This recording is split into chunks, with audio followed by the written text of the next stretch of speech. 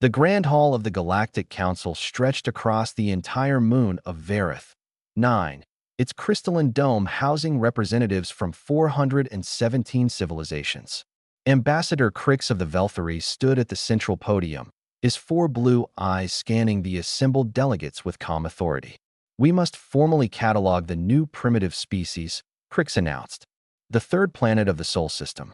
Designation unknown. They call themselves humans." A murmur rippled through the chamber. Humans. The word meant nothing to anyone present.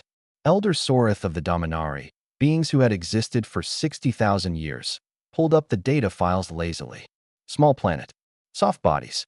No energy shields. No faster-than-light travel. Barbaric, really. He waved a tentacle dismissively. "What shall we name them?" Junior analyst Drevos, a young Velthari who had spent 3 decades studying Earth transmissions, raised his narrow hand hesitantly. "Elder Sorith, they already have a name for their world." Sorith turned slowly, mildly irritated. "Then what is this primitive rock called?" Drevos cleared his throat. His fingers trembled slightly as he pulled up the file. In their dominant language, they call their planet Earth. Silence. Then, from the far corner of the hall, a low, strangled sound escaped from Ambassador Vorn of the ancient Kalith people. Vorn was 900 years old. He had witnessed the collapse of 3 galactic empires. Nothing rattled him. He was rattled now. "Repeat that," Vorn whispered. "Earth," Drevos said again. "Dirt. Soil. The ground beneath your feet." The silence that followed was absolute. Then, like a stone dropped in still water, panic spread outward in slow, terrible rings. Elder Sortha's calm shattered. He crossed the chamber in 3 long strides and seized Drevos by the collar. "Pull the ancient codex." Now, the codex was projected, a document so old its origins predated the council itself, written by a civilization that no longer existed. Among its many prophetic warnings, one passage had been treated for millennia as mythology. Sorith read it aloud, his voice cracking. "When the unnamed ones finally name themselves after the ground they walk upon, when a species so small and so violent calls itself simply dirt, know that the long patience of the universe has ended.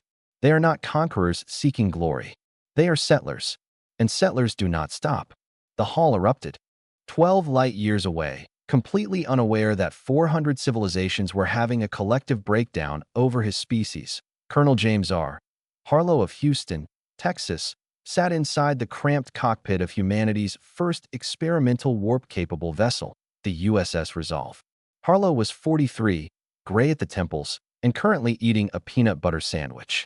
His co-pilot, Lieutenant Marcus Webb from Atlanta, Georgia, was running diagnostics with the relaxed focus of a man who had once defused an IED in a sandstorm while humming country music. "First contact protocols ready, Colonel?" Webb asked. Harlow took another bite of his sandwich. "Ready." Neither man felt afraid. This was, Webb had noted in his personal log the night before, probably itself a warning sign. When the USS Resolve dropped out of warp at the edge of Velthari space, every sensor array in the Galactic Council's defense network screamed simultaneously. A Velthari admiral named Trex, who had led 17 military campaigns, stared at the small, ugly human vessel on his display screen. It had no visible weapons array. Its hull plating was frankly embarrassing. It was broadcasting on an open, unencrypted channel. The message, when translated, read, "Hey, we're humans. From Earth. Figured it was time to say hello. We brought coffee. Not sure if you guys drink it, but we've got plenty." Colonel James R. Harlow, USS Resolve. Admiral Trex sat in silence for a very long time. Then he opened a private channel to Elder Sorith. "They arrived," he said quietly. "Alone. One ship. No weapons visible. They brought a beverage offering." Sorith closed his eyes. "Of course they did. What are your orders?" Sorith thought about 60,000 years of Dominari history. He thought about the Codex.